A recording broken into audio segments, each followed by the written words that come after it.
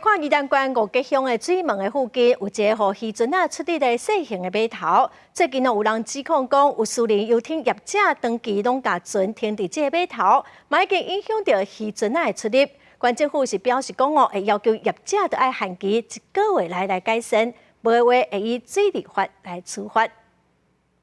码头这只游览船挂广告，招人客包船。不过，这个伫东山河顶悬简单型的码头是提供渔业使用。有渔民指控讲，这个游览船长期霸占公共空间，还阁设铺桶，甲4块位围起来，阁锁掉咧，影响当地渔民的作业，已经有2年啊。伊空间硬囥安尼，你人来就讲，大家要像伊安尼，拢无自信来讲，你这船哪要歪打？ 真侪人看到嘛，认为游艇的业者甲码头围起来家己用，实在是不合理，观感嘛无好。 我不晓得这里面的原因啦，但是没有人围，他有围就观感就不一样。这行为不懂。哎呀，你讲我歹听，这真哑巴。